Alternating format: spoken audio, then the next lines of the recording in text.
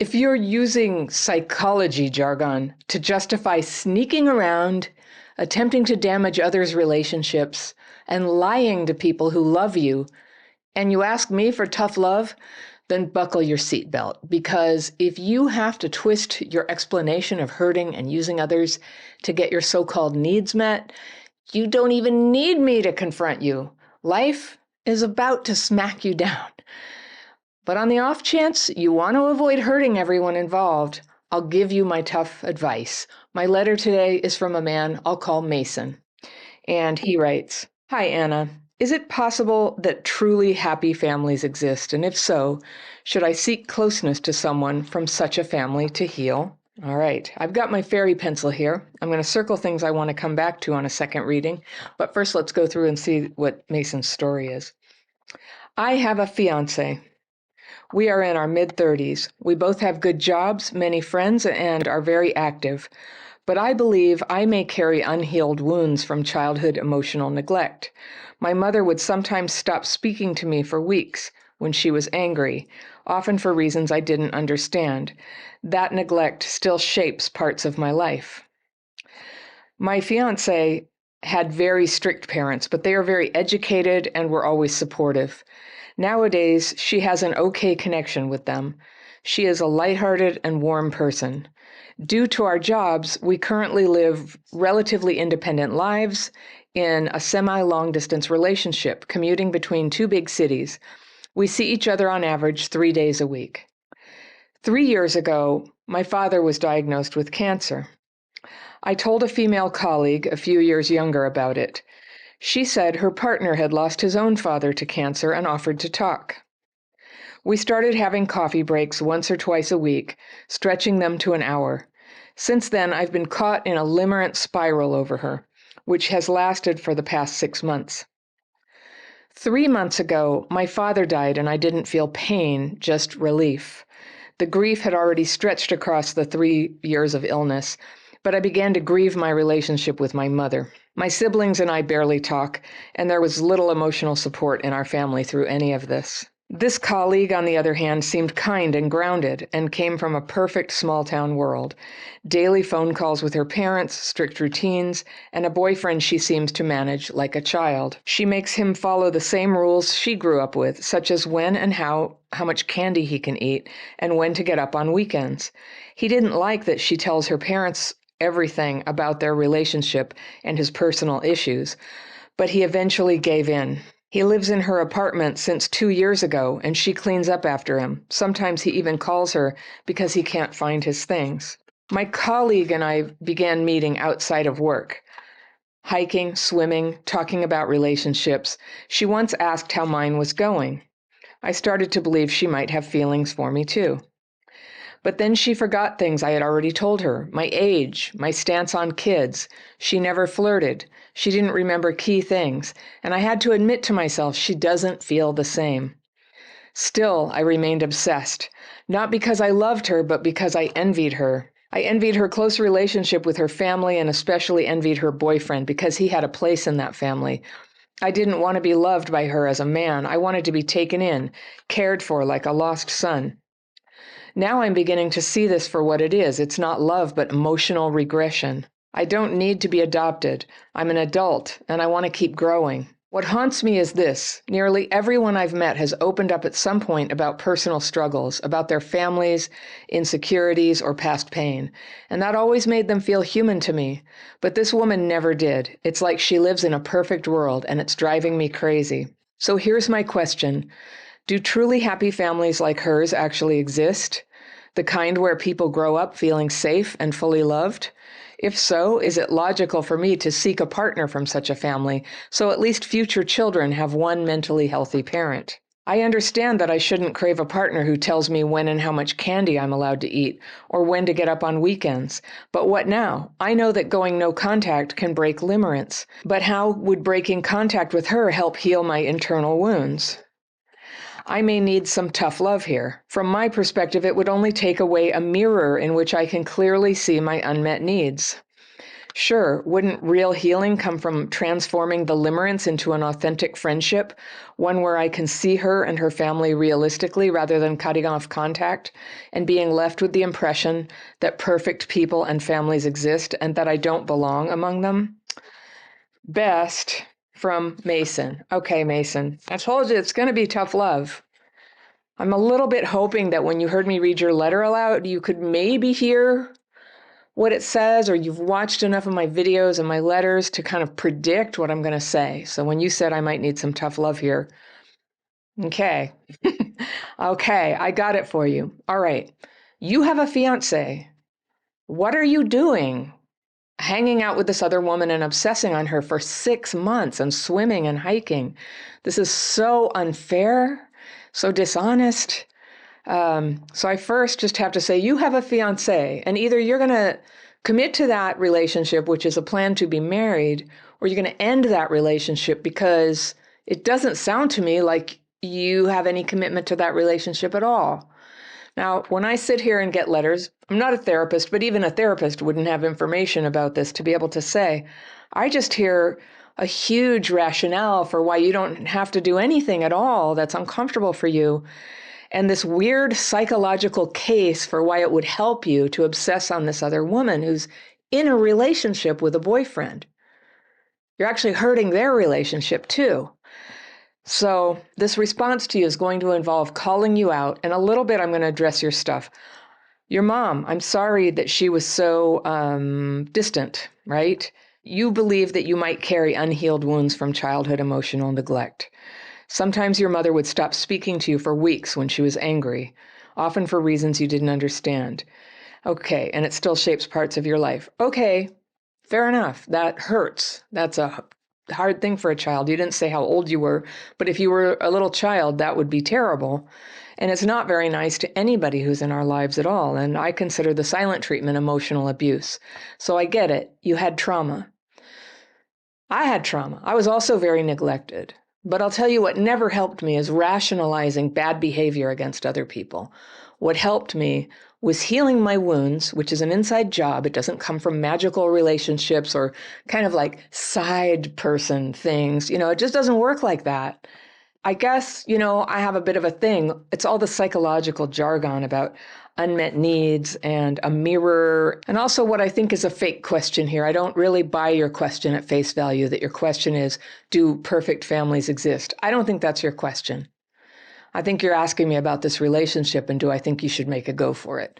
Forgive me, but all the energy in your letter is towards that and not towards, are there happy families? I don't know. I wouldn't know. I didn't have a great family. I've never met a perfect family.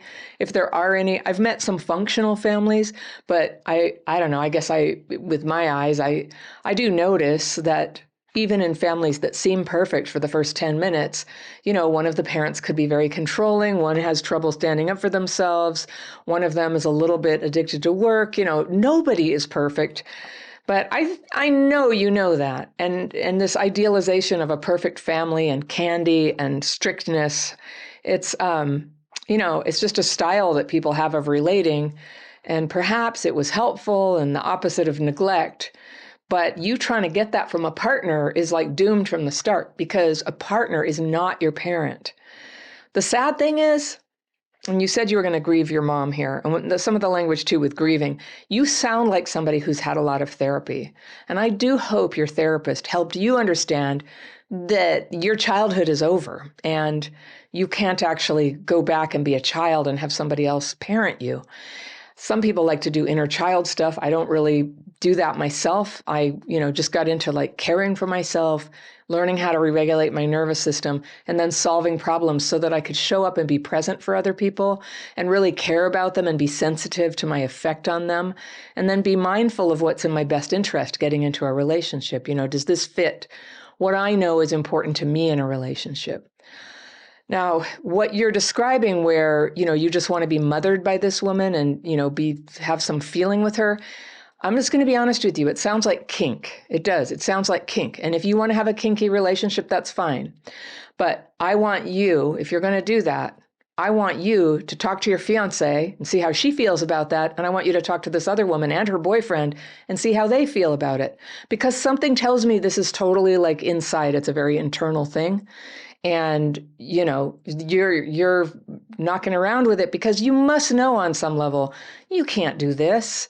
And I don't know. I know that some people can have an unusual or a dominant relationship with somebody by mutual consent.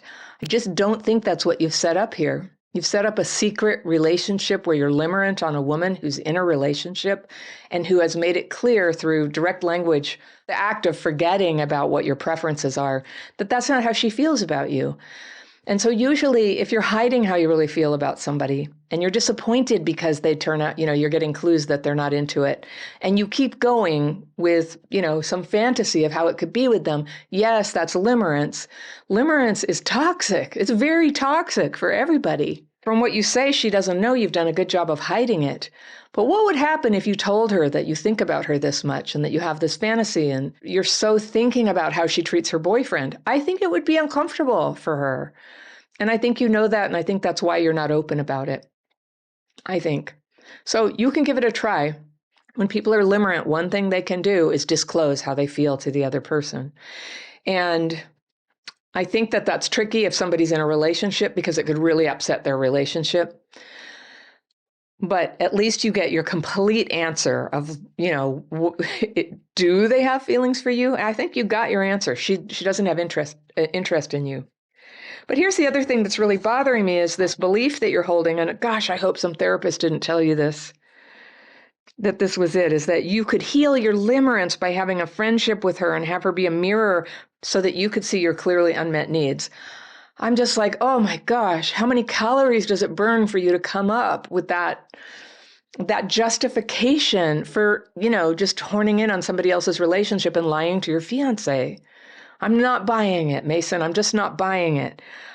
I care about you. I want you to be happy and I want you not to hurt people. And I think that right now you're in a pretty confused place. And maybe you do need a therapist. And I hope you will find one who's a little bit tough love too and doesn't condone long-term fantasies about, making somebody else's girlfriend be a parent figure to you and nurture you and show you your unmet needs. That's not right. That's not right. That's not what anybody signed up for. A good therapist could talk to you about this and help you get clear that your unmet needs are an inside job.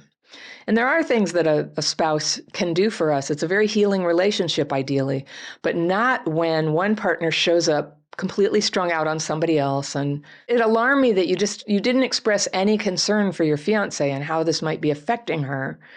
And that is not spouse thinking. Spouse thinking, like it's really different than just somebody you're dating or sleeping with. It's somebody that you really deeply care about their well-being alongside of your own. And you're putting together a life as a team where you really care about each person's well-being. So like inherently, when you're being deceptive to that person, when you're taking the best energy you've got and giving it to somebody else on your hikes and swims, if she knew, would she stay? I'm skeptical. I know I wouldn't. A person knows. I guess I listen to my gut on these things. And if it were happening to me, I'd be out so fast. I would just go, oh, wow, that's just not something that's going to work. You didn't tell me you have some kind of a special arrangement or anything like that. And, if you have these attachment wounds that you have, and here on my channel, I recognize that people have all kinds of arrangements with other people, but I teach people how to get out of trauma-driven relationships. And I'm here for people who would like to have a good relationship or none at all right now while they prepare for a good relationship or they've decided to be single. I don't have advice for people who want to, play a bunch of cards on different tables like this. I don't have advice. I grew up in a generation that did a lot of that. And whenever I put my toe into it, it practically killed me. It was just so miserable and painful and not at all what I wanted. And when I got clear what I wanted, I could start acting in a way consistent with what I wanted. So if I don't know, I hear a lot of confusion and I encourage you. I have a list of signs that trauma may have affected the way that you have relationships. And I suspect it has, but if you want to see my list of some very common signs, that trauma is like affecting the way you're thinking and acting in relationships. And it's important to look at these because they can block you from ever having a good relationship. And if that's what you want, that would be very sad. So if you want to get that list, I'll put it down in the very first link in the description section right below this video. All videos have a description section, everybody. You can just go down there. There's usually a little more button. You click that and it opens up and you can see all the links that I offer. And then other YouTubers too. They usually have good stuff down in there. So you can check that out. But at the very top, there's 2 lines you can see without opening. Top one, I'll put that quiz. Okay, so you might want to do that. You might want to check out Sex and Love Addicts Anonymous for what's compelling you to have this very kind of elaborate scheme of how you're justifying how you're going to be happy by playing all these relationships like this. That might be something you could do. You might not want any of this advice. You might just think, Anna's crazy. She's being so strict. What's the matter? I'll just say, well, do what you like, but would you please be honest with the people who you're affecting with this? There's 3 of them who are affected by what you're doing right now, and let them weigh in on whether your relationships with each of them should continue. They deserve the right to weigh in on that and to have consent about whether they want to have this going on in their lives. So I would encourage you to ask about that. So I was just going through your letter here. Just a couple things I circled was you think that it's not love, but emotional regression. I do think that what you're doing is not mature. But emotional regression sounds like a fancy word for, I don't know, acting not like an adult. That's what I think. Do you know what love is? Maybe it's not love, but maybe it's trying to get your needs met from somebody in a sneaky fashion, which is just sort of part of that's just like what's not cool. The perfect world thing. And you're asking me, is there a perfect world? And there's not. You already know that. You don't need me to tell you. The word mirror, I guess you haven't seen, I've made videos about this. There's a lot of jargon and it can come from different areas. I've seen it in religion, but there's a lot of it in New Age stuff that a little bit has crossover in therapy speak of somebody as a mirror for your unmet needs. And I'm just trying to think of an example when somebody has said that.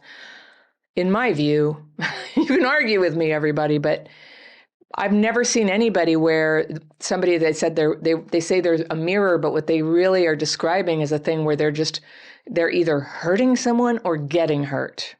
And I wonder too, if you're getting hurt by all this too. I mean, you might lose all these relationships altogether, which would be sad. Once you're limerent on somebody though, Mason, not hanging out with them is the solution. Limerence doesn't go anywhere good. There are exceptions, but the way you're talking right now, you're nowhere near that line where it gets better. I think sometimes after a long period of time, I don't know, 10 years or something, you might see the person again and it wouldn't be the same strong thing. But a lot of times it is, that's just like the mind is sticky like that.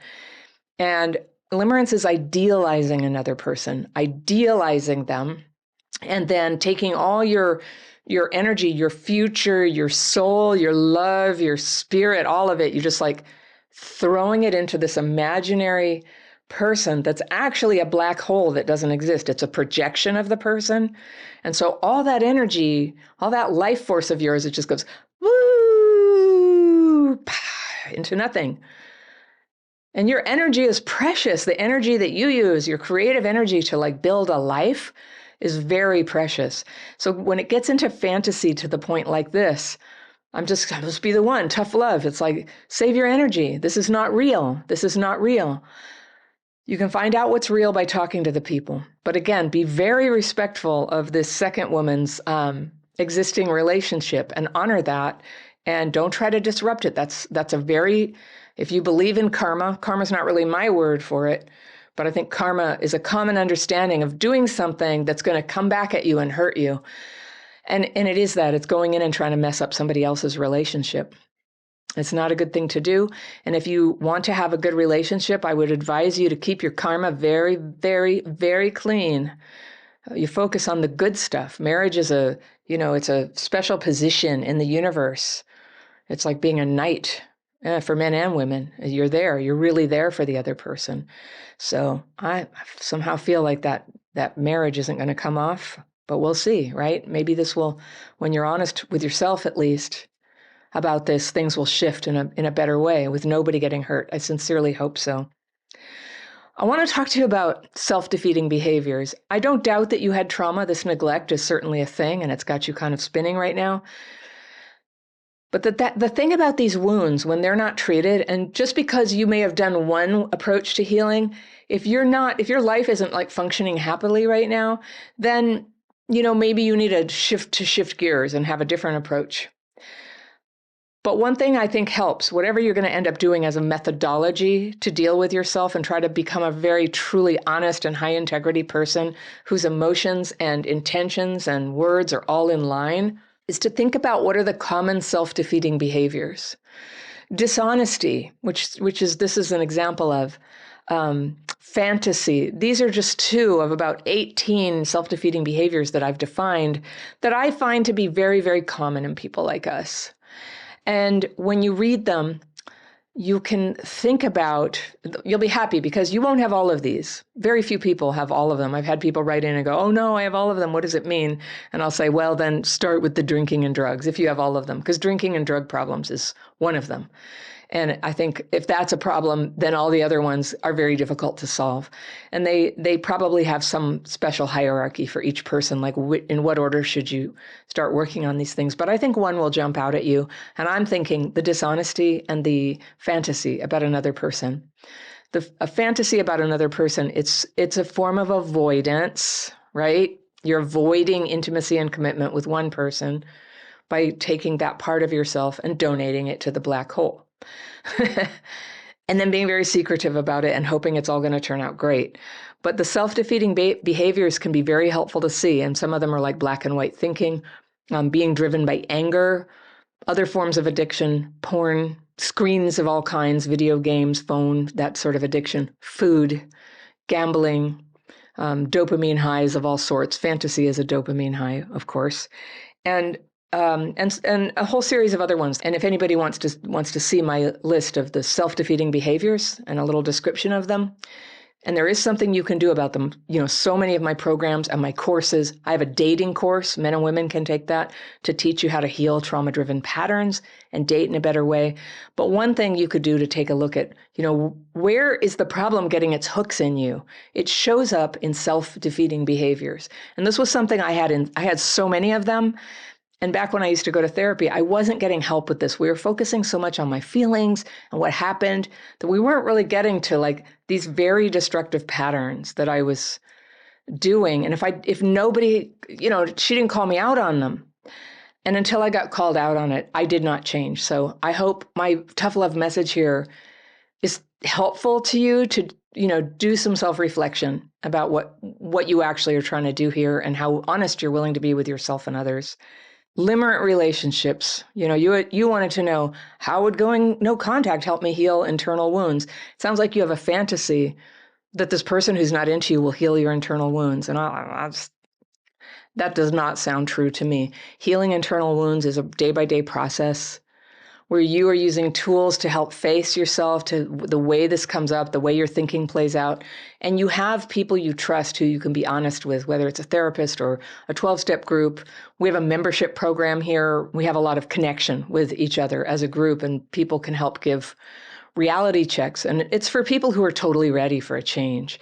It's not we don't get in there and try to debate people about what they should do, but for people who are trying to make a change and want some support for the constructive actions they're taking, in my program with the courses that I offer, that could be a thing to do. Whatever you do, Mason, I encourage you to be very, very honest with yourself and at least one person. If it's not with the women in your life, then with a therapist, a 12-step sponsor, or somebody you really trust who is not bought into the magical thinking that you're in right now, who is not signed on to, Limrance as being some lofty thing. If you agree that this is a problem that's driving you to deceive people, then I hope you'll take very strong actions to set it right. And that may take some discernment about how much and whether you tell each person. Sometimes it's not best to tell people. This is where you need help from a mentor or therapist. So I encourage you to do that. If you like this topic, I've got another video lined up right here that I think you'll really love, and I'll see you very soon. She was addicted to drugs, you were addicted to her, and there you are. You're an addict. That's what it is. You are an addict.